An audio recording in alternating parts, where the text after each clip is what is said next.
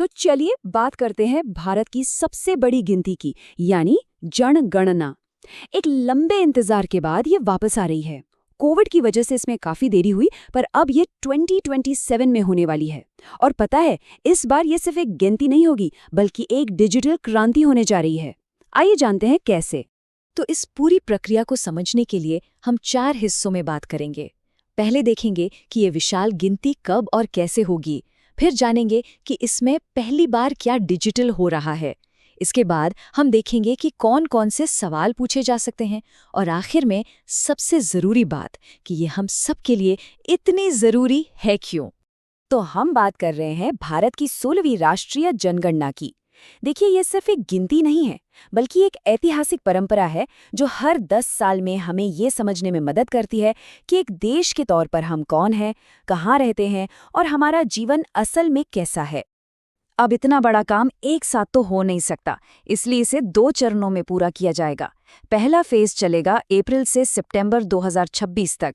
इसमें जनगणना कर्मचारी घर घर जाकर मकानों और उनमें मौजूद सुविधाओं की लिस्ट बनाएंगे। इसके बाद फरवरी 2027 में हर एक व्यक्ति की गिनती होगी। और हाँ, एक तारीख जरूर याद रखिएगा, 1 मार्च 2027। इसी तारीख को आधार मानकर पूरे देश की आबादी का सटीक आंकड़ा तैयार किया जाएगा। और अब आते हैं इस जनगणना के सबसे बड़े और सबसे जबरदस्त बदलाव पर। ये भारत के इतिहास में पहली बार होगा जब जनगणना पूरी तरह से डिजिटल होगी। मतलब जो प्रक्रिया सदियों से कागज कलम से चलती आ रही थी, वो अब पिक्सल में बदल जाएगी। ये वाकई एक ऐतिहासिक छलांग है। इस बार जो वाकई मजेदार है वो ये कि जनगणना कर्मचारी अब कागज के बड़े बड़े रजिस्टर नहीं, बल्कि मोबाइल ऐप का इस्तेमाल करेंगे। लेकिन इससे भी बड़ी और सुविधाजनक बात यह है कि पहली बार हम जैसे आम लोगों को भी इस प्रक्रिया में सीधे तौर पर शामिल होने का मौका मिल रहा है। इसे कहा जा रहा है स्वगणना या सेल्फ एन्यूमरेशन। इसका सीधा सा मतलब है कि अब लोग जनगणना कर्मचारी का इंतजार किए बिना एक खास ऑनलाइन पोर्टल पर जाकर अपने घर और परिवार की जानकारी खुद ही भर सकते हैं। और ये प्रक्रिया बहुत सीधी सादी है। बस ऑफिशियल पोर्टल पर जाना है, अपने घर और परिवार के सदस्यों से जुड़ी सारी जानकारी भरनी है और उसे एक बार चेक करके सबमिट कर देना है ना बड़ी सुविधा? हाँ, पर एक बात का ध्यान रखना बहुत जरूरी है। ये जो सेल्फ एन्यूमरेशन पोर्टल है, ये सिर्फ 17 अप्रैल से 1 मई 2026 के बीच ही एक्टिव रहेगा। तो अपनी जानकारी खुद दर्ज करने का ये मौका हाथ से जाने मत दीजिएगा। अच्छा, ये तो हुई प्रक्रिया की बात। अब सवाल ये है कि आखिर पूछा क्या क्या जाएगा।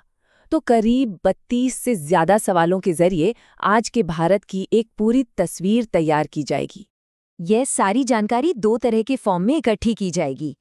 पहला है हाउस लिस्टिंग फॉर्म, जिसका फोकस घर पर होगा, और दूसरा है पॉपुलेशन एन्यूमरेशन फॉर्म, जो घर के हर सदस्य के बारे में होगा। तो हाउस लिस्टिंग फॉर्म में घर से जुड़ी बेसिक बातें होंगी, जैसे घर कच्चा है या पक्का, कितने कमरे हैं, बिजली पानी की सुविधा है या नहीं, खाना पकाने के लिए LPG इस्तेमाल होती है या लकड़ी, और घर में इंटरनेट, टीवी या गाड़ी जैसी चीजें हैं या नहीं। इसके बाद हर व्यक्ति के बारे में पूछा जाएगा। नाम, लिंग, उम्र, धर्म, भाषा, कितनी पढ़ाई की है और क्या काम करते हैं। इसके अलावा जाति, विकलांगता और माइग्रेशन, मतलब कोई व्यक्ति पहले कहीं और रहता था तो उसकी जानकारी भी ली जाएगी।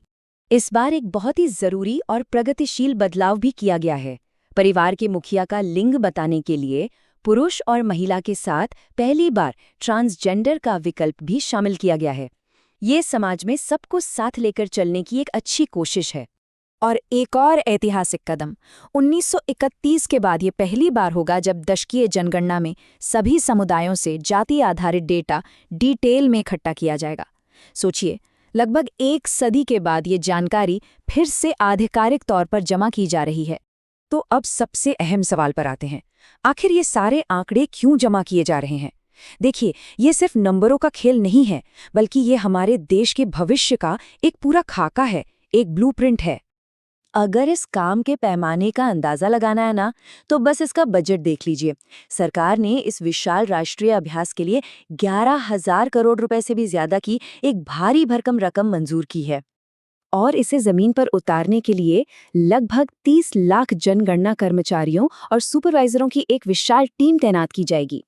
इनकी जिम्मेदारी होगी कि देश का कोई भी घर गिनती से न छूटे। तो आखिर ये आंकड़े इतने ज़रूरी क्यों हैं? क्योंकि किस इलाके में स्कूल बनेगा, कहाँ अस्पताल की ज़रूरत है या सरकारी योजनाएं लोगों तक कैसे पहुंचेंगी, ये सब कुछ इन्हीं आंकड़ों पर तय होता है। यहाँ तक कि संसद और विधानसभा की सीटों का बंटवारा भी इसी डेटा पर निर्भर करता है। असल में देश के विकास की हर नीति के लिए ये जानकारी रीढ़ की हड्डी की तरह है। तो कुल मिलाकर यही डेटा भारत के आने वाले दशक की कहानी लिखेगा। और सोचने वाली बात यह है कि इस बड़ी राष्ट्रीय कहानी के भीतर एक नागरिक के तौर पर हर एक व्यक्ति की अपनी कहानी क्या होगी।